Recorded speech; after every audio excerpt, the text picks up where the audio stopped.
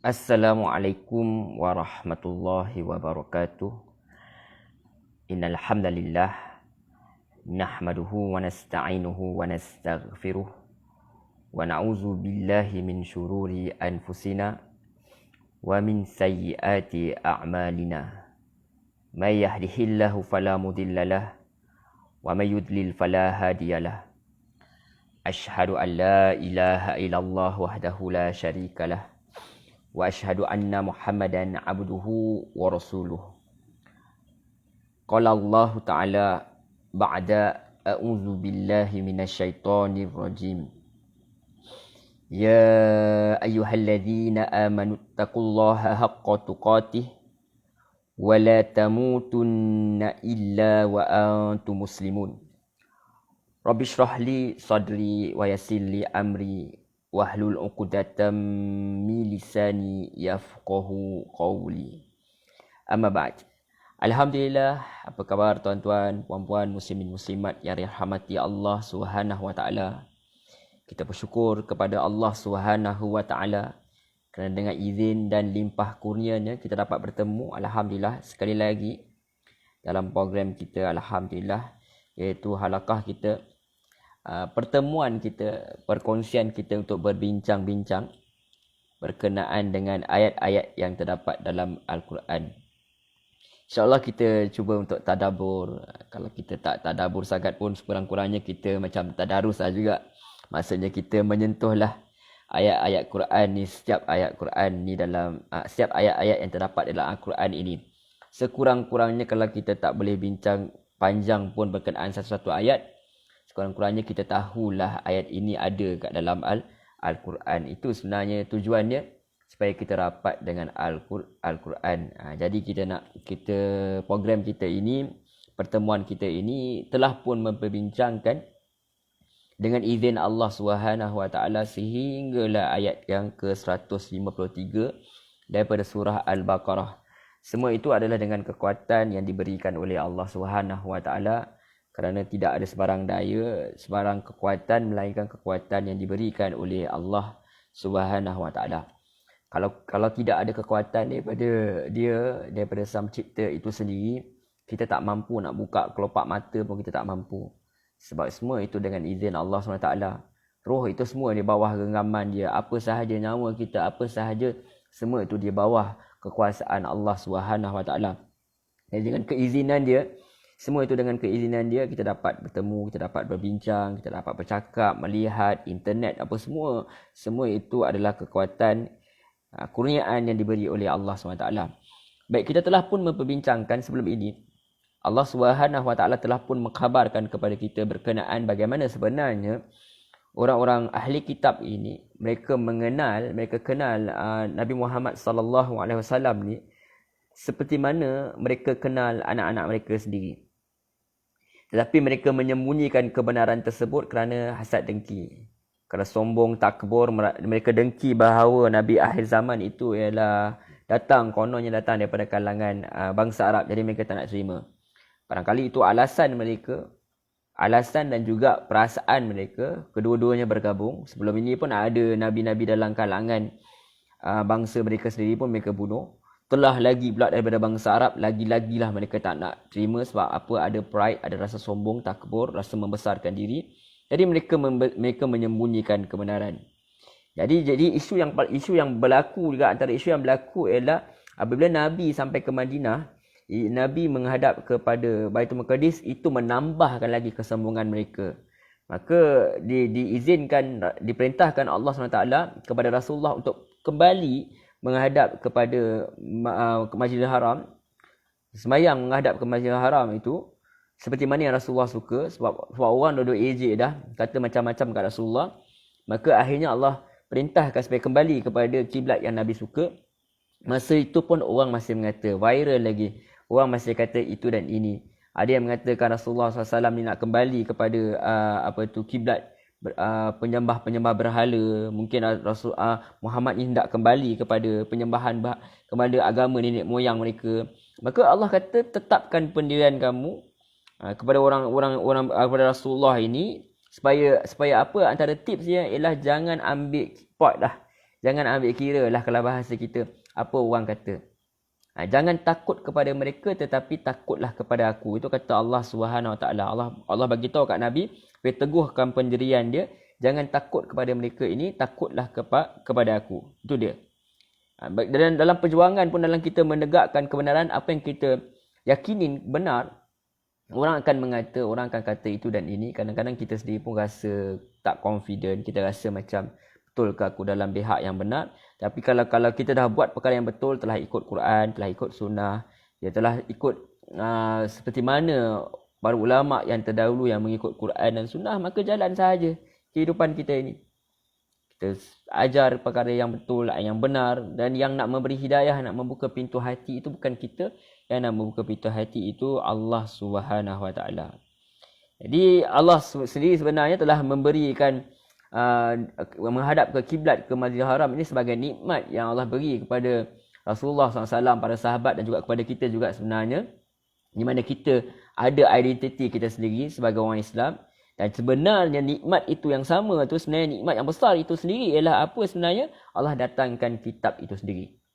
Bukan sahaja kiblat itu sahaja, sebenarnya yang lebih besar daripada itu atau sama dengan nikmat itu Allah telah berikan, iaitu Allah datangkan Rasul yang telah menyucikan kamu.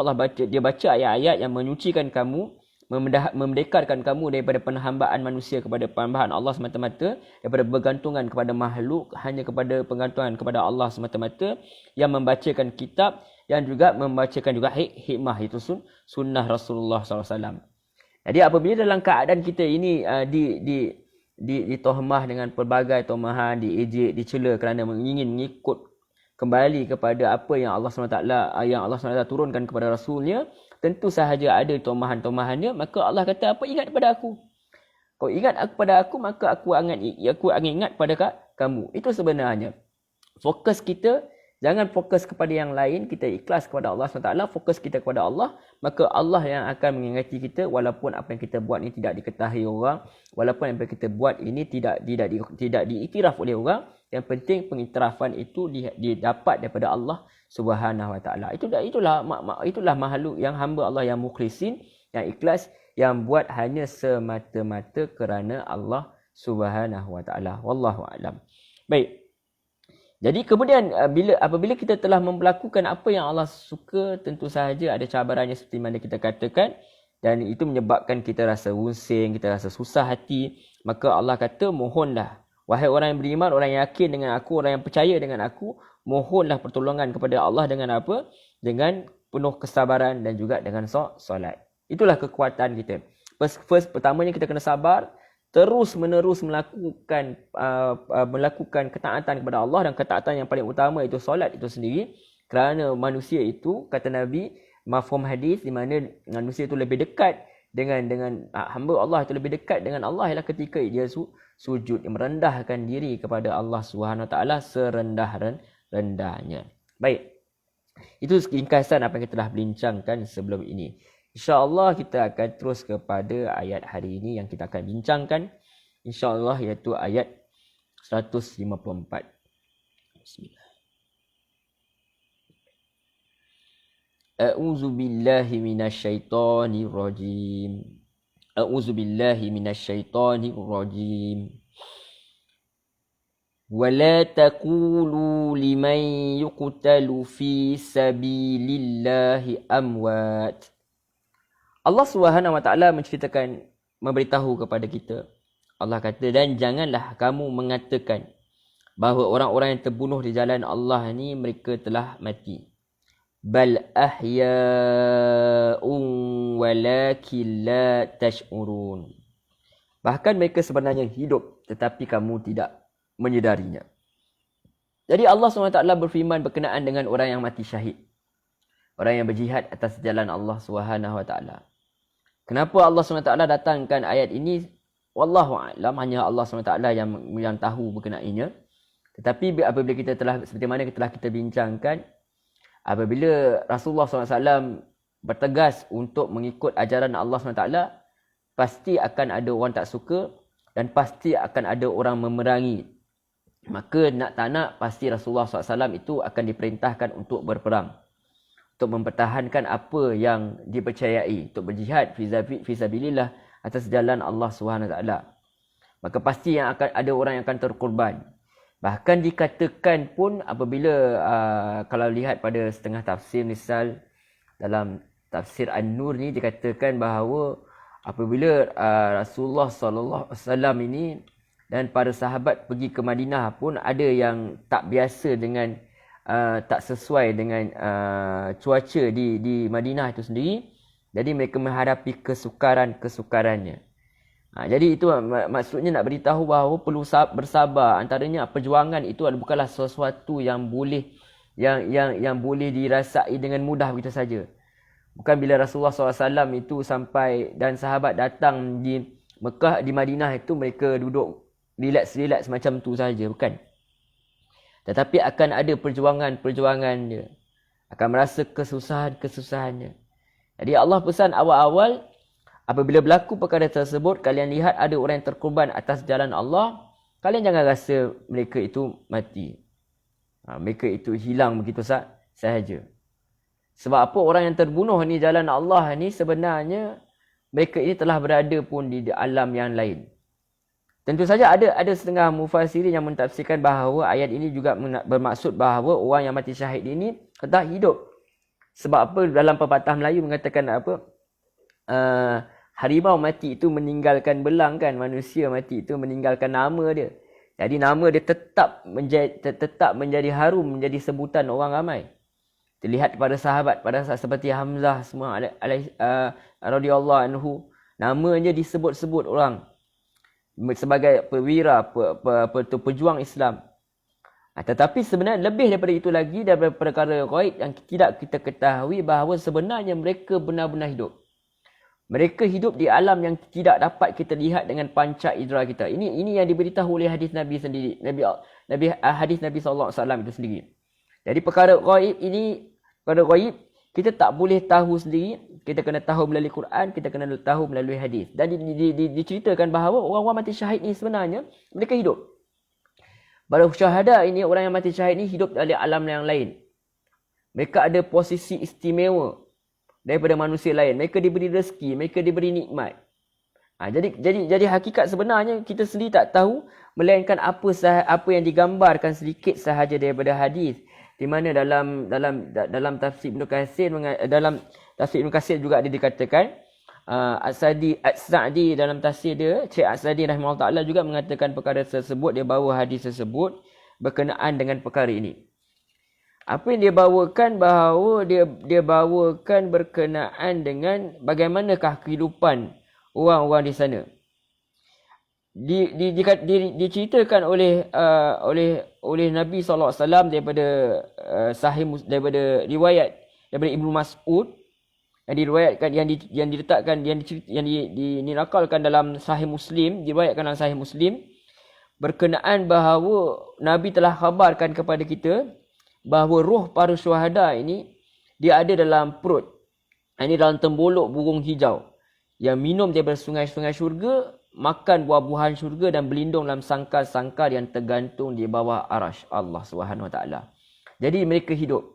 Mereka terbang dengan bebas sekali, semua dengan izin Allah SWT. Bagaimana keadaan sebenar, Allah SWT sahaja yang mengetahuinya. Itu yang Allah berikan kepada orang yang mati syahid ini. Sebenarnya mereka itu tidak mati, bahkan mereka dengan hidup pada hakikatnya, dalam yang sebenar-benarnya. Bukan sekadar dicerita orang. Sebab ada orang yang mati syahid orang tak kenal pun. Tetapi Allah bagi tahu kat kita bahawa mereka hidup. Ini ganjaran terbesar buat orang-orang yang mati syahid ini. Kemudian Allah melanjutkan, Allah kata, jangan kamu katakan mereka ini mati. Bal ahya'un walakin la tash'urun. Bahkan mereka ini hidup tetapi kamu tidak menyedarinya. Wala taqulu liman yuqtalu fi sabilillahi amwat. Janganlah kamu mengatakan bahawa orang yang terbunuh jalan mereka ini telah mati. Bal ahya'un walakin la tash'urun. Bahkan mereka ini hidup tetapi kamu itu tidak menyedarinya. Itu termasuk dalam perkara-perkara yang baik. Baik, kita teruskan. Itu nikmat terbesar yang Allah bagi pada mereka. وَلَنَبْلُوَنَّكُمْ بِشَيْءٍ مِّنَ الْخَوْفِ وَالْجُوعِ وَنَفْسٍ مِّنَ الْأَمْوَالِ وَالْأَنفُسِ وَالثَّمَرَاتِ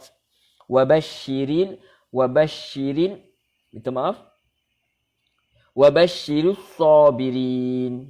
Allah SWT berfirman, dan kami pasti akan mengujimu dengan sedikit ketakutan, kelaparan, kekurangan harta, jiwa dan buah-buahan, dan sampaikanlah khabar gembira kepada orang-orang yang sabar. Tadi Allah dah bagi tahu, awal-awal Allah bagi tahu, sebelum ini juga ayat awal-awal sebelum ni Al-Baqarah pun Allah suruh supaya bersabar, minta pertolongan kepada Allah dengan sabar, dan juga minta kepada pertolongan kepada Allah dengan solat. Kerana sabar itu sebenarnya adalah suatu perkara yang kita lakukan untuk menahan diri. Kalau dalam As-Sa'di sebelum ni, dia adalah ketika dia tafsirkan ayat sebelum ini berkenaan dengan minta pertolongan Allah dengan sabar dan solat, dia mengatakan bahawa sabar ini ada 3 jenis. ada tiga jenis sabar. Itu sabar dalam taat kepada Allah SWT, dalam ketaatan. Kalau kita nak ikut perintah Allah SWT, kadang-kadang kita sendiri ada rasa ada susah, dia kena keluarkan material, kena ada masa, kadang-kadang dihina orang lagi, orang kata kita kolot dan sebagainya. Bahkan kadang-kadang digelar sebagai orang yang sesat pun, orang yang memecah belahkan masyarakat pun. Jadi perlu sabar dalam ketaatan kepada Allah, hinggalah kita mampu menunaikan perkara tersebut. Juga sabar juga antaranya adalah sabar atas kemaksiatan. Sabar kepada Allah tentang perkara-perkara maksiat yang menarik perhatian, yang menarik syahwat ni. Kita one click dia dekat internet ni, kita boleh dapat everything, apa sahaja. Kita tengok perkara-perkara yang viral, kita dengar heboh sini, heboh sana, kita pun terasa nak komen sama. Padahal kita tidak ada ilmu tentang itu. Kita lupa kepada hadis Nabi SAW yang mengatakan bahawa siapa tutup aib saudara dia, Allah tutup aib dia. Kita lupa. Kita berlumba-lumba nak buka aib orang lain. Perlu dengan kalau orang-orang lain pula, maksiat lain pula, dia sewenang-wenang, dia menonton pornografi misalnya. Jadi perkara-perkara itu. Jadi kita kena sabar. Antara sabar adalah sabar daripada melakukan perkara-perkara tersebut dengan apa? Dengan menjauhinya. Dan yang ketiga adalah sabar atas takdir Allah yang tidak menyenangkannya, menyedihkan kita. Dan agar kita tidak menyalahkan Allah SWT, tidak mengatakan Allah SWT kepada perkara yang tidak sepatutnya kita katakan. Itu antaranya. Jadi apa nak cakap, nanti Allah akan ajarlah. So Allah tahu manusia mesti nak cakap something kan. Jadi Allah akan ajar juga macam apa nak kata bila ditimpa musibah. Jadi Allah bagi tahu apakah jenis-jenis ujian tu. Dan Allah kata pasti Allah akan uji dengan apa? Allah akan uji dengan ketakutan. Allah akan uji dengan kelaparan. Allah akan uji dengan kekurangan harta, kekurangan jiwa. Dan juga Allah akan uji dengan kekurangan buah-buahan. Yang ini makanan itu sendiri. Jadi itu semua perkara tersebut akan diuji. Sebab pada awal munculnya Islam itu dimunculkan kembali. Islam tu lama dah, daripada zaman Nabi Adam lagi. Sebelum tu lagi pun makhluk-makhluk lain pun, malaikat pun semua Islam. Semua itu tunduk patuh kepada Allah SWT. Tapi kalau nak kita lihat daripada sirahnya, daripada awal lagi, orang mukmin dia dah terpaksa dah. Dia berpisah daripada keluarga dia. Dia kena keluar daripada kampung. Ada keluarga yang tertinggal, ada keluarga yang masih yang tidak masuk Islam. Mereka kena berhijrah ke Madinah. Ada yang dengan tak bawa harta pun mereka menderita lapar, ada masa mereka lapar.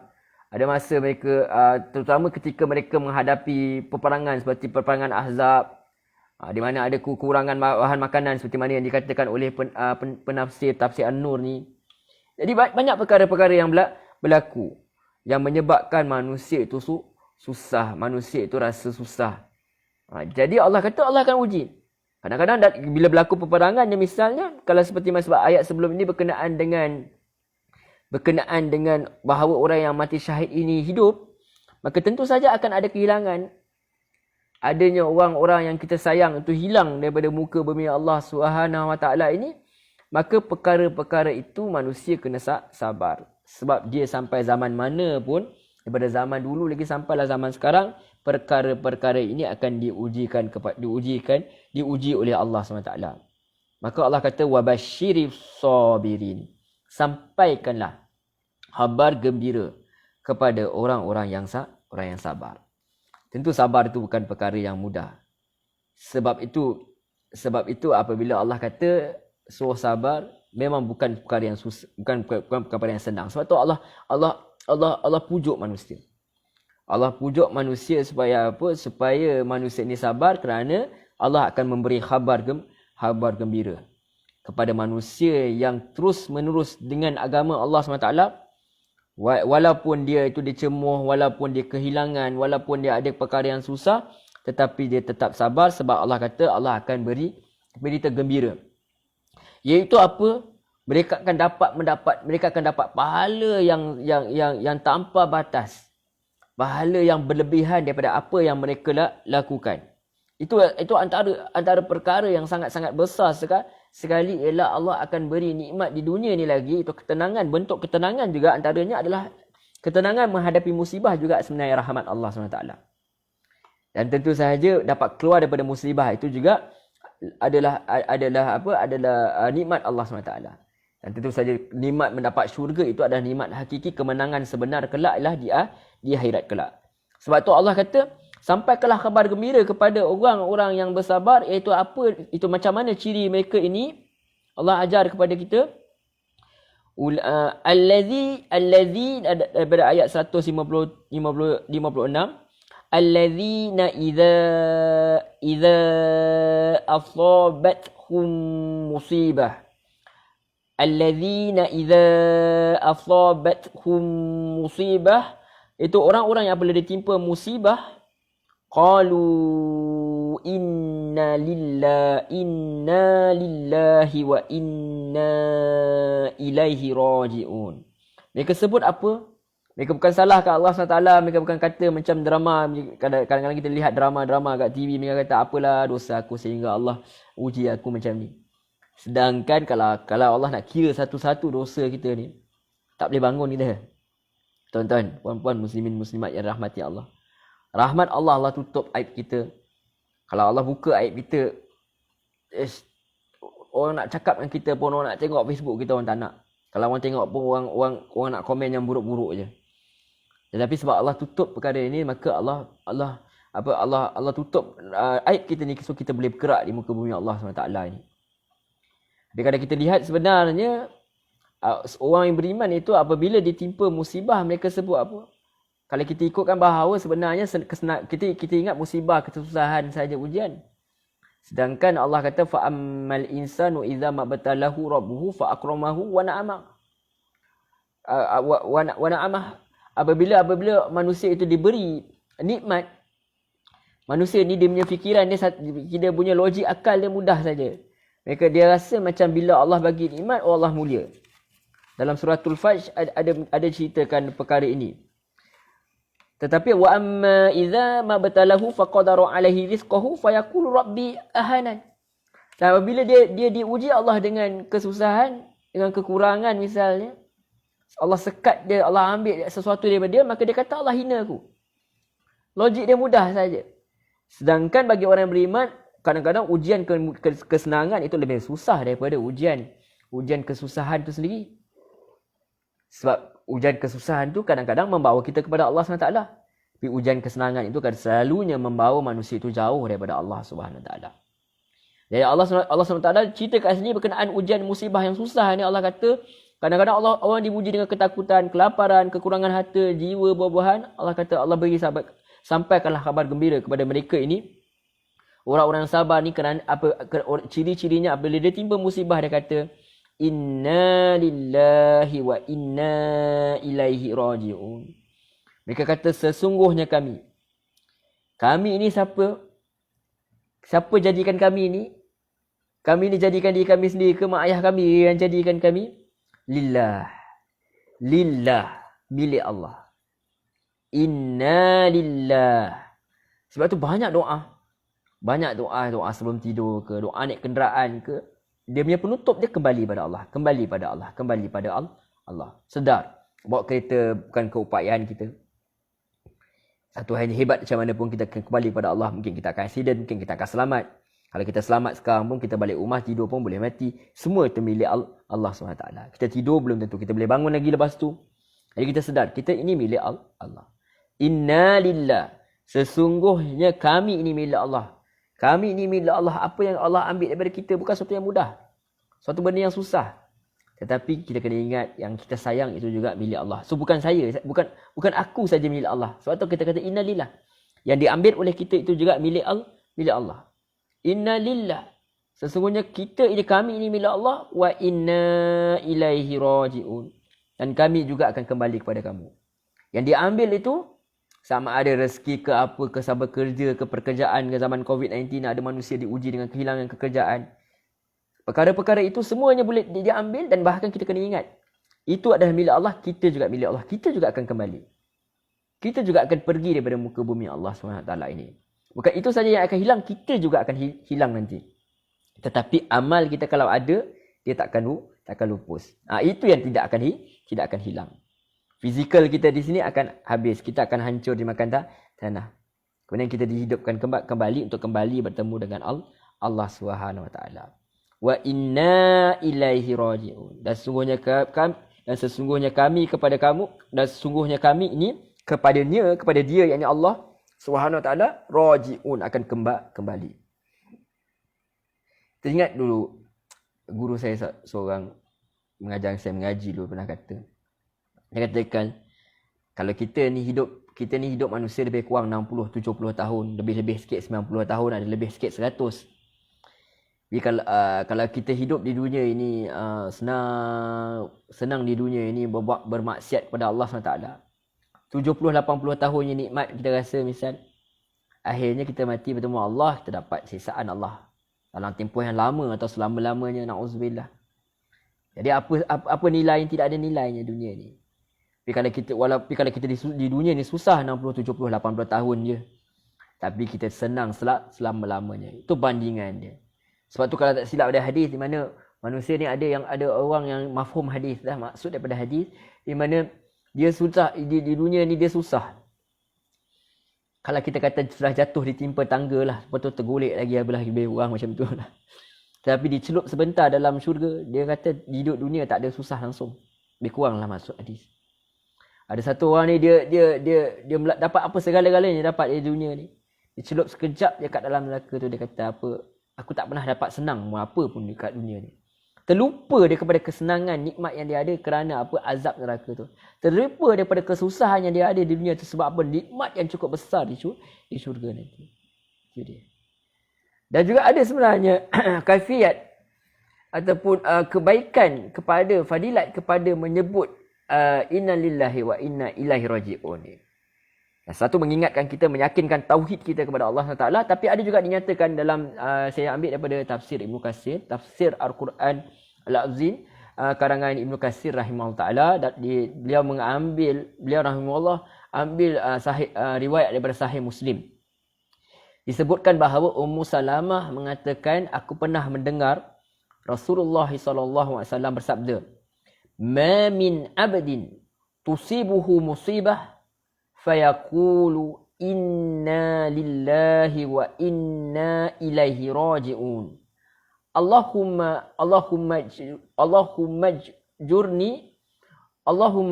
ajurni fi musibati wa akhlif li khairan minha illa ajarahu Allahu fi musibatihi wa akhlafa lahu khairan minha. Tidaklah seorang hamba ditimpa musibah lalu dia mengucapkan inna lillahi wa inna ilaihi raji'un, yang bermaksud tadi sesungguhnya kami milik Allah dan kepadanya lah kami akan kembali, melainkan Allah akan beri pahalanya kepadanya dalam musibah itu dan memberikan ganti kepadanya dengan yang lebih baik. Kata Ummu Salamah komen tentang perkataan Rasulullah ini, sabda Rasulullah ini, beliau kata, maka ketika Abu Salamah ni suami dia meninggal, maka aku mengucapkan apa yang diperintahkan Rasulullah sallallahu alaihi wasallam kepada aku, maka Allah Taala memberikan aku ganti kepada aku yang lebih baik daripada Abu Salamah. Dia dapat suami lain, suami baru. Yang lebih baik. Dia kata lebih baik. Dan bukan sahaja dia kata sebenarnya, diiktiraf pun oleh Allah SWT pun. Kita sendiri pun mengagung, kita sendiri menyayangi tubuh ini. Dan ajaran yang dibawanya. Iaitu Rasulullah SAW. Dia kata Allah Ta'ala beri ganti kepada aku yang lebih baik daripada Abu Salamah. Iaitu Rasulullah SAW. Hadis riwayat Muslim.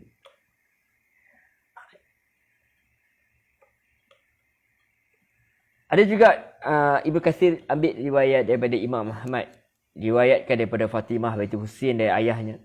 Husain bin Ali dari Nabi SAW, beliau bersabda, tidak maksud hadis, tidaklah seorang Muslim itu lelaki ataupun perempuan ditimpa musibah, lalu dia mengingatnya, meski waktu dah berlalu lama dah, maksudnya dia sedih, dia lupa, tapi dah lama baru dia teringat nak cakap.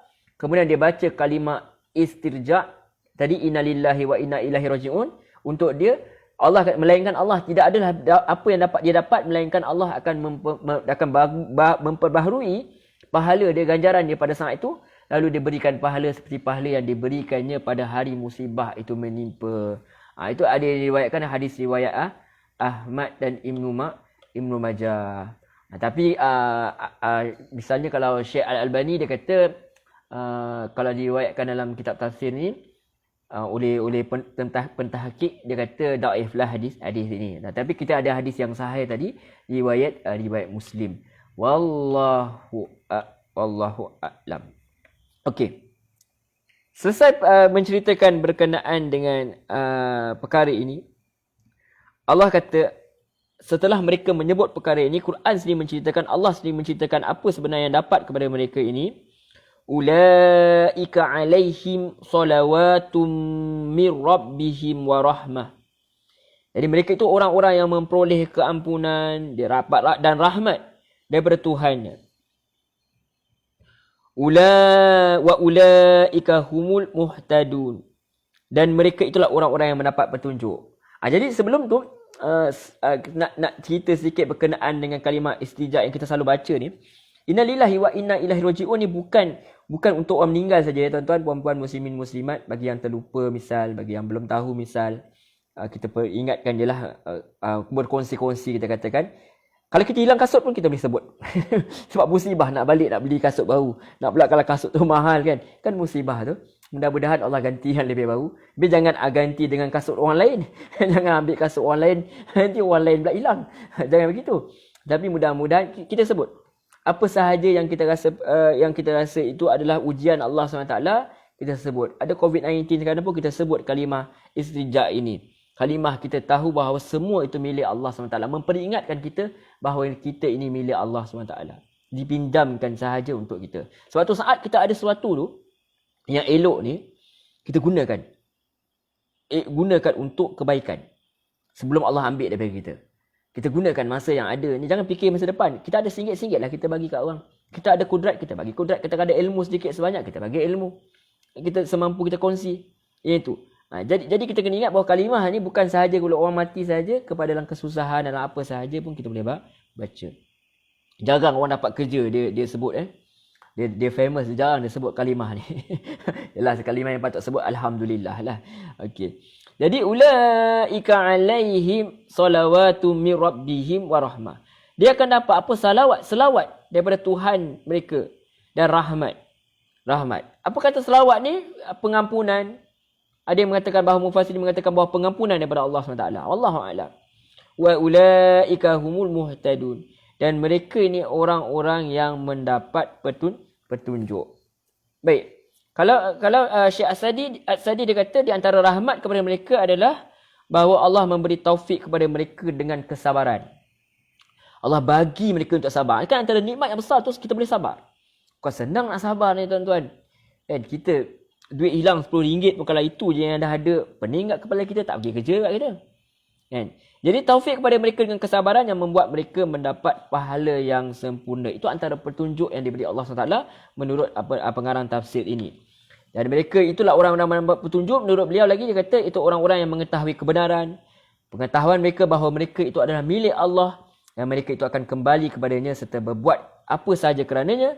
Dalam hal ini kesabaran kepada mereka itu adalah kerana Allah Subhanahu wa taala. Ini nikmat yang Allah bagi. Kalau tidak kalau kita tak buat perkara ini, mungkin kita akan sedih yang berpanjangan, ataupun kita akan sebut perkara yang tidak patut kita sebut kepada Allah Subhanahu Wa Taala. Kita cela Allah Subhanahu Wa Taala pula. Itu perkara yang tak sepatutnya berlaku. Jadi Allah ajar kita, apabila berlaku apa saja musibah, sebut perkara ini. Sebab manusia mesti nak sebut something. Dia mesti tak boleh tahan diri dia, maka dia sebutlah inna lillahi wa inna ilaihi raji'un. Baik. Habis pada berkenaan ini Allah sebut pula berkenaan dengan apa yang berkaitan dengan haji. Itu dia. Kenapa ada sebut pasal haji ni? Allahu Akbar. Allahu A'lam. Allah je yang tahu kenapa Allah letak, Allah susun begini. Kita tahu kan, kita berpegang pada pandangan mengatakan bahawa ijma' mengatakan bahawa yang diturunkan susunan ialah tauqifi, yang datangnya daripada Allah Subhanahu Wa Taala. Jadi hanya Allah SWT yang tahu kenapa.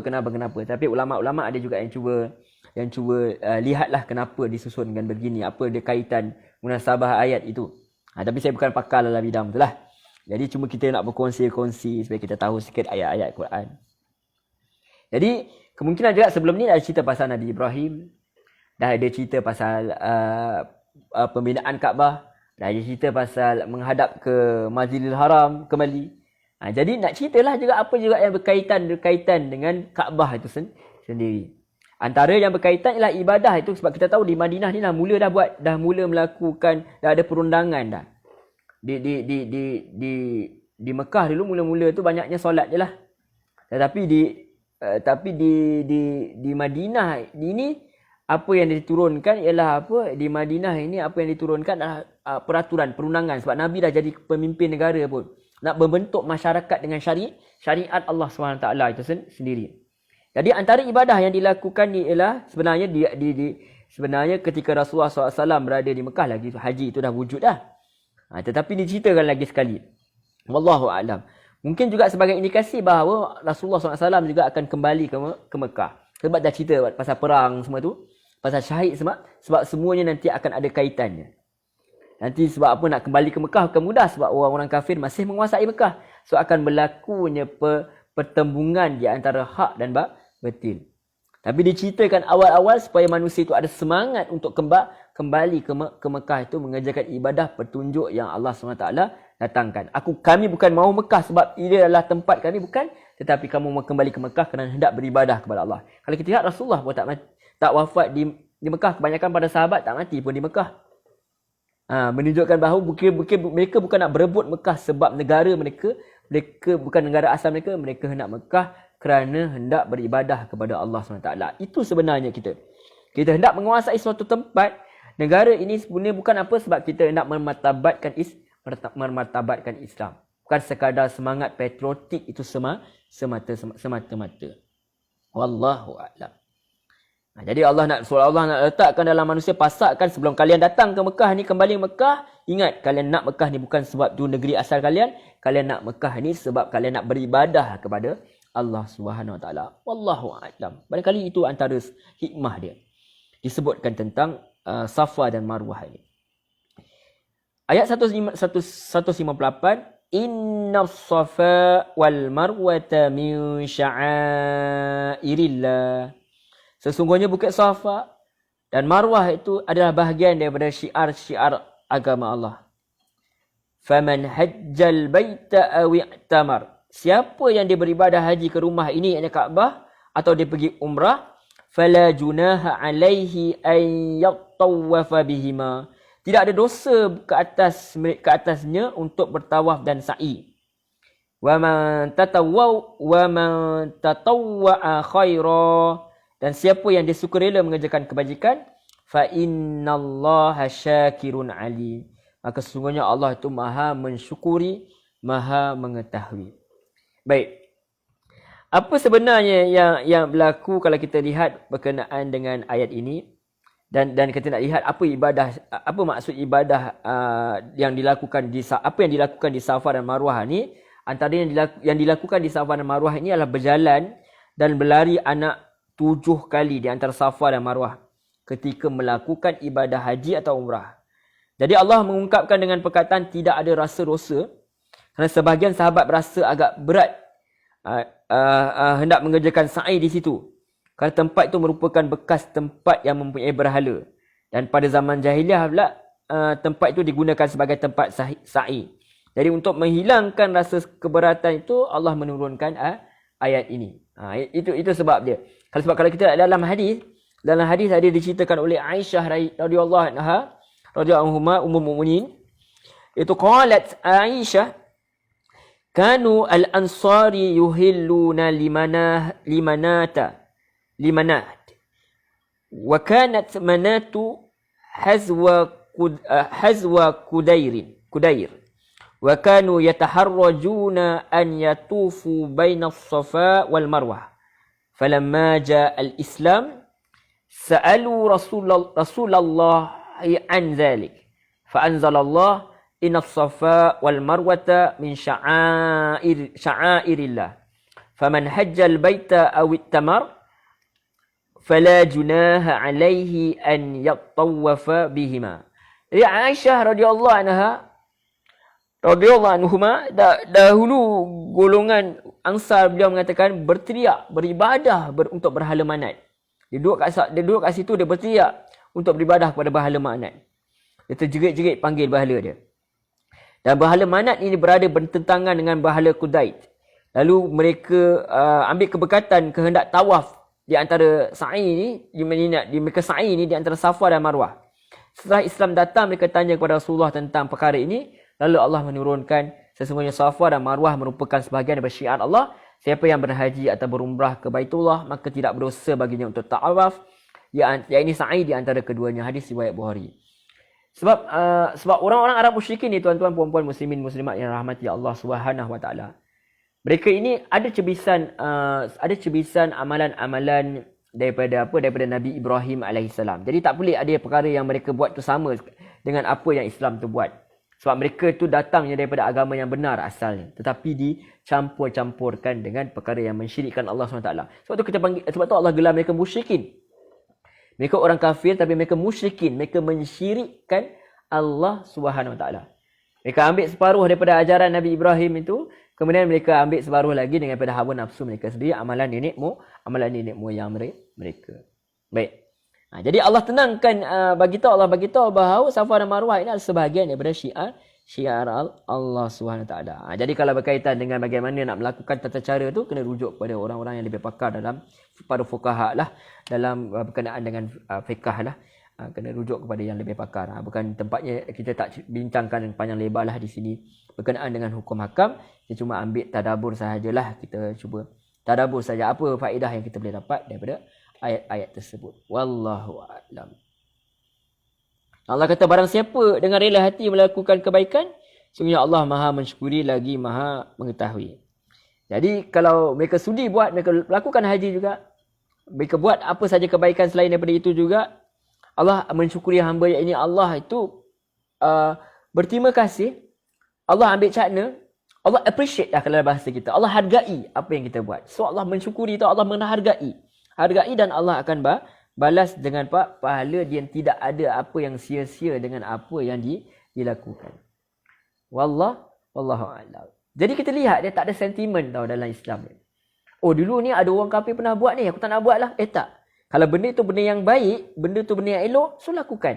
Bahkan dia sebenarnya bukan asal daripada mereka pun. Dia asalnya daripada Allah Subhanahu wa taala. Wallahu a'lam.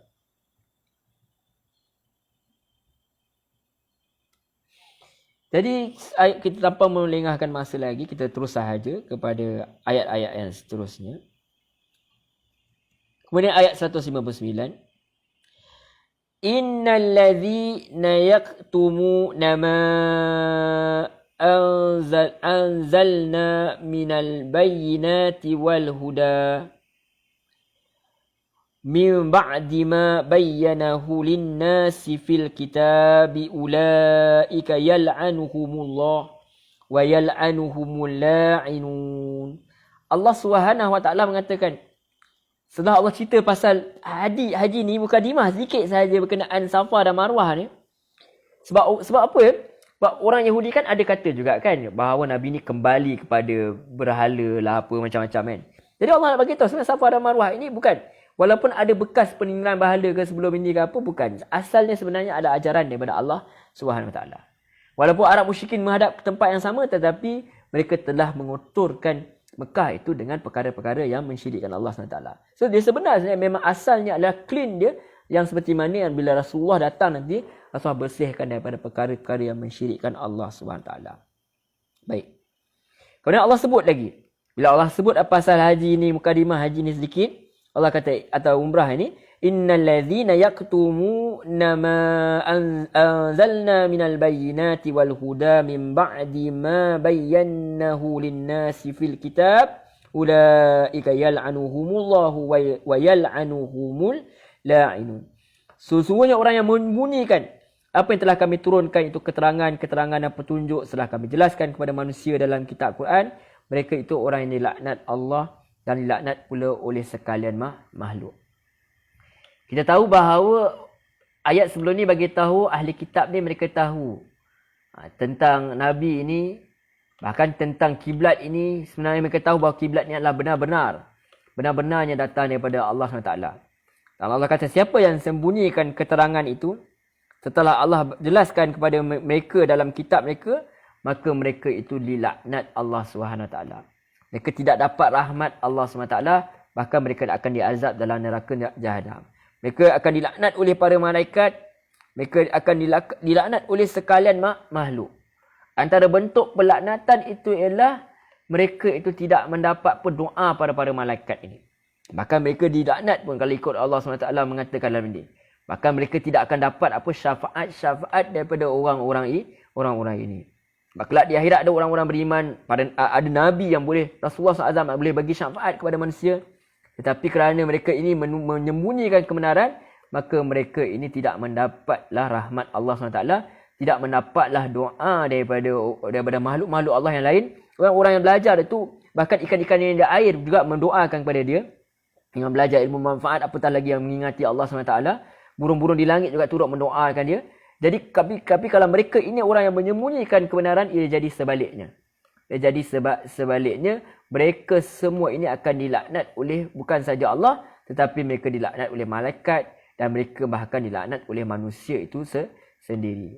Wallahu a'lam. Bahkan kalau kita lihat di akhirat nanti pun, sebahagian daripada manusia akan mengingkari sebahagian daripada lain. Orang beriman tidak akan mengakui apa yang orang kafir lakukan. Tetapi Allah SWT kata lagi, maksudnya peluang masih ada kalau masih hidup. Allah kata apa dalam ayat 159, 160, illal ladzi natabu wa aslahu wa bayyanu, kecuali orang-orang yang mereka bertaubat, memperbaiki amal mereka dan mereka menjelaskan. Maksudnya sebelum ini mereka menyembunyikan kebenaran, kemudian mereka rasa bersalah, mereka kembali mereka beritahu bahawa benar dalam kitab mereka ini antaranya ada berkenaan Rasulullah SAW ni. Faulaika atubu alaihim, maka Allah terima taubat mereka. Maksudnya pintu kebenaran ni untuk orang-orang yang menentang Islam itu sendiri tidaklah ditutup oleh Allah SWT selagi mana belum kiamat, selagi mana nyawa mereka belum sampai ke kerongkong. Wa anat tawwabur rahim, dan sesungguhnya aku ini maha penerima taubat, maha penyayang. Ini rahmat Allah SWT yang sangat besar kalau kita berjalan mengembara dalam Quran. Kita lihat Allah kata aku laknat kau, manusia laknat kau, malaikat melaknat kau, manusia melaknat kau. Tapi Allah kata kalau kau taubat, kau kembali kepada aku, kira-kira 0-0 lah, 0-0, tak ada apa-apa. Macam tu je Allah SWT.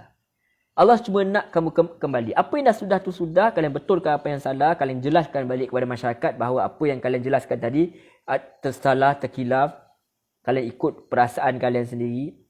Tapi bila kalian kembali kepada aku terima taubat. Sebab aku ni penerima taubat, aku ni penyayang. Itu Allah SWT cakap. Allah, kalau mak ayah kita ni beletir kadang-kadang, kita pun bila dah makin tua ni banyak beletir. Kebanyakannya adalah kerana apa? Kerana untuk kebaikan kita. Jadi Allah SWT ini mengingatkan kita berulang-ulang. Kadang-kadang Allah ancam, kadang-kadang Allah marah, Allah tunjukkan kemarahan dia.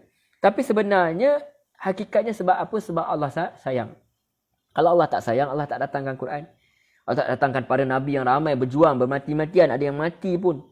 untuk menjuangkan ayat ajaran Allah, ayat Allah SWT ni. Demi apa? Demi apa? Demi untuk kerana kasihnya Allah SWT kepada makhluk dia terutama manusia itu sendiri. Jadi apabila Allah bercakna kat kita, kenapa kita nak melupakan Allah Subhanahu Taala? Tapi kalau kalian masih lagi kekal begitu, Allah kata, innal ladzina kafaru, sesungguhnya orang-orang kafir, wa matu, dan mereka mati, wa hum kuffar, dan mereka itu kafir, ulaika alaihim la'natullahi wal malaikatu wan nas ajma'in. Tadi Allah tak sebutlah secara direct siapa mereka ni, cuma Allah kata dan melaknat kepada mereka para pelaknat. Rupanya antara pelaknat ni yang siapa? Malaikat, manusia dan kesemuanya. Wallahu a'lam. Mungkin sampai haiwan sekalipun, wallahu a'lam. Khalidina fiha. Ayat seterusnya, ayat 162, ringkas. Khalidina fiha. Mereka itu kekal dalamnya. Ini dalam laknat Allah SWT. La yukhaffafu anhumul azabu wa lahum yunzarun. Dan tidak diringankan ke atas mereka siksaan itu, dan tidak pula mereka itu ditangguhkan. Ini adalah apa? Ini adalah satu ancaman yang sangat besar kepada apa? Orang yang menyembunyikan ilmu dan kebenaran. Sebab ilmu itu untuk memperbaiki manusia dan memperbaiki diri, memberi manfaat, mengeluarkan manusia itu daripada perhambaan manusia kepada makhluk, kepada Allah semata-mata, membebaskan manusia itu daripada khurafat, daripada syirik, daripada kehinaan, jadi daripada pengongkongan makhluk-makhluk lain, hamba-hamba Allah yang lain. Jadi kalau mereka ini sembunyikan kebenaran, ada ancaman yang besar. Dalam hadis Nabi SAW dinyatakan apa ancaman untuk orang yang menyembunyikan ilmu kebenaran, ilmu dan kebenaran. Qala Rasulullah SAW. Rasulullah SAW bersabda, man su'ila an ilmin alimahu thumma katamahu uljima yawmal qiyamati bilijamin min nar. Rasulullah SAW bersabda, siapa yang ditanya berkenaan suatu ilmu yang tidak diketahui, yang dia ketahui, siapa yang ditanya berkenaan suatu ilmu yang dia ketahui perkara tersebut, dia dah belajar, kemudian dia sengaja menyembunyikan pengetahuannya, kelak pada hari kiamat akan dibungkam mulutnya dengan bungkam daripada api neraka. Hadis riwayat Tirmizi. Nauzubillah min zalik. Sebab tu orang sibuk, kalau kita tengok para asatizah mendatangkan Quran, Sunnah supaya kembali, kempen untuk kembali pada Quran dan Sunnah, bukan semata-mata kerana hendak melakukan perkara tersebut untuk mendapat viral ke, untuk dapat sokongan ke, bukan. Tetapi adalah sebab ada ancamannya terhadap orang yang bersembunyikan ilmu. Betul kita lihat para Nabi bermati-matian siang malam. Kalau kita lihat, kalau kita sampai insya-Allah nanti surah Nuh nanti, Nabi Nuh cerita, depan orang dia cakap, belakang dia cakap juga, secara rahsia, terang-terangan, malam, siang, semua dia buat. Dia ketuk pintu satu-satu, rumah ke rumah pun dia buatlah, kalau kita katakan macam tu. Sebab apa? Sebab dia tahu ancaman kepada orang yang menyembunyikan ilmu. Tak ada satu Nabi pun yang kata, ya Allah, aku tak nak jadi Nabi lah, ya Allah, bagi kat orang lain. Tak ada. Bila mereka dapat dia, mereka terusan sandang tugas itu, tanggungjawab itu. Dan cukup berat itu sebenarnya. Ya, jadi Allah kata lagi, dan Allah dalam hadis yang lain pun ada kata kan, bahawa sungguhnya yang paling berat ujian itu adalah para Nabi kan. Kemudian orang-orang yang selepasnya, orang-orang yang seperti dia. Kemudian Allah ingatkan ayat terakhir, wa ilahukum ilahun wahid la ilaha illa huwar rahmanur rahim. Dan Tuhanmu adalah Tuhan yang Maha Esa, tidak ada Tuhan selain Dia yang Maha Pemurah dan Maha Penyayang. Jadi kita lihat pada tafsir Misbah apa yang beliau katakan berkenaan ayat ini. Beliau katakan, Allah adalah Tuhan kamu semua. Wahai manusia yang mukmin, kafir atau munafik, hanya Dia yang berhak kamu sembah. Siapa yang menyembah selain Dia atau sesuatu bersama Dia, maka ibadahnya tidak diterima. Macam Arab musyrikin, mereka menyembah Allah, mereka mengaku Allah itu Tuhan dia. Bahkan Allah kata dalam ayat Quran, Qul alhamdulillah, katalah alhamdulillah, sebab mereka sembah Allah. Mereka tahu Allah itu Tuhan dia. Tapi mereka mensyirikkan Allah SWT, maka ibadahnya tidak terima. Dia yang Maha Esa dalam zat, sifat dan perbuatannya. Tiada Tuhan yang berhak disembah. Tiada juga penguasa yang menguasai dan mengatur seluruh alam raya melainkan Dia. Dia yang Maha Pemurah yang melimpahkan rahmat di dunia untuk seluruh makhluk tanpa pilih kasih. Serta lagi Maha Penyayang, melimpahkan rahmat khusus untuk yang taat kepadanya di hari kemudian. Demikianlah kelompok ayat ini dimulai, iaitu berkenaan inti kepada seluruh ajaran Islam itu sendiri. Walaupun apa yang diberlakukan itu tak sama dengan ajaran nenek moyang, macam ahli kitab kata, kami tak ada pun pergi tawaf ke nenek moyang kami, tak tawaf kat Kaabah ke macam ni. Tapi kita tetap ikut juga. Kalau mereka sudi ikut, maka mereka akan dapat rahmat Allah SWT. Kerana hakikat sebenar Allah itu adalah Tuhan kepada semua makhluk ini. Dan dia tidak berbilang. Sebab tu kalau Buya Hamka, dia bagi tahu berkenaan la ilaha illallah sebelum kita tutup. Dia kata, tidak Tuhan yang patut aku sembah melainkan Allah. Tak ada Tuhan tempat aku minta tolong melainkan Allah SWT.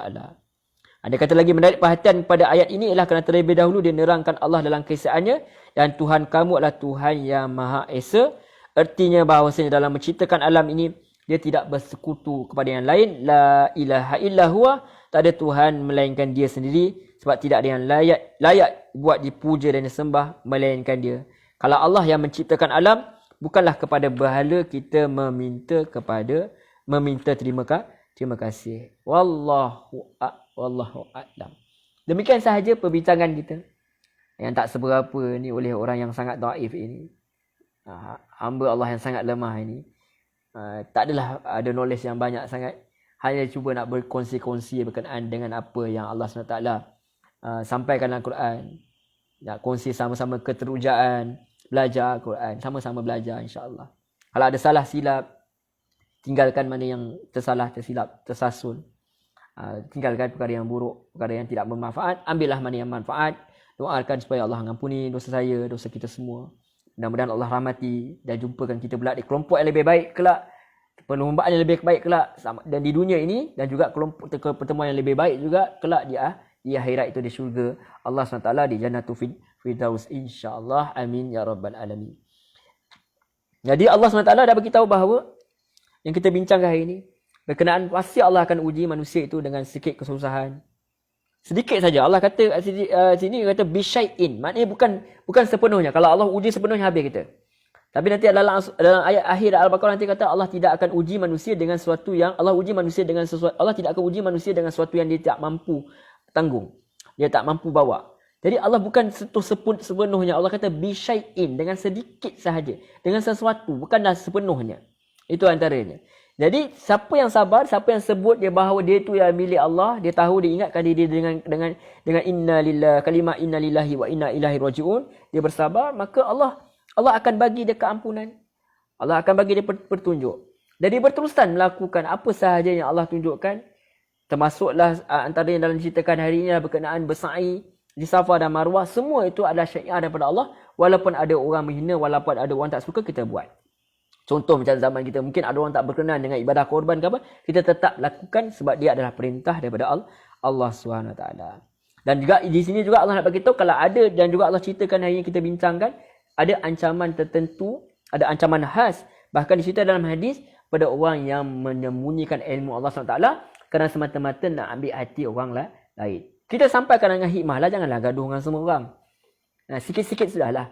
Jangan sampai orang benci pula dengan kita, orang benci pula dengan ni. Cuba sampaikan dengan penuh kebaikan, dengan penuh lemah lembut. Mudah-mudahan Allah buka hati mereka untuk menerima Al-Quran dan As-Sunnah ini berpegang sepenuhnya.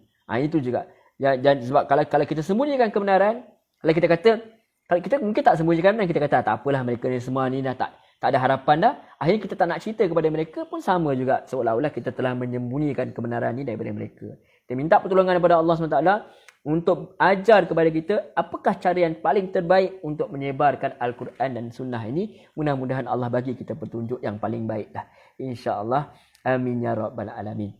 Baik, demikian sahaja perbincangan kita. InsyaAllah, mudah-mudahan dengan izin Allah SWT, Allah pertemukan kita lagi. Dan ayat ini sebenarnya, ayat-ayat ini sebenarnya sangat menyentuh hati lah. Dalam keadaan kita diuji dengan COVID-19 ni, macam-macam ujian. Dan mudah-mudahan Allah kurniakan kita kesabaran, Allah kurniakan kita pujukan-pujukan dia. Kita baca ni pujukan. Memang Allah akan uji manusia itu sedikit sebanyak. Antara reason yang paling utama ialah untuk agar kita kembali mengingati dia dalam keadaan kita lalai, dalam keadaan kita terlupa, kembali. Kau ingat pada aku akan ingat pada engkau. Yang itu, jangan kita lupa tu. perkataan itu selama-lamanya. Bila kita ingat Allah SWT, Allah akan mengingati kita. Pasti Allah akan bagi ganjaran dia. Pasti Allah tidak akan mempersiakan langsung apa ujian yang diberi kepada kita. Allah akan balas. Kalau kita sabar, Allah akan balas dengan nikmat yang agung, nikmat yang kekal selama-lamanya, itu mendapat syurga Allah SWT. Wallahu a'lam. Terima kasih tuan-tuan, puan-puan, muslimin, muslimat kerana sudi mendengar, sudi menonton. Mudah-mudahan Allah SWT rahmati kita semua. Kita tutup dulu pertemuan kita kali ini dengan tasbih kafarah. Subhanakallahumma wa bihamdik, asyhadu an la ilaha illa anta, astaghfiruka wa atubu ilaik. Wassallallahu ala Muhammad wa ala alihi washabihi wasallam. Walhamdulillahi rabbil alamin. Wassalamualaikum warahmatullahi wabarakatuh. Terima kasih banyak tuan-tuan, puan-puan, muslimin, muslimat yang dirahmati Allah.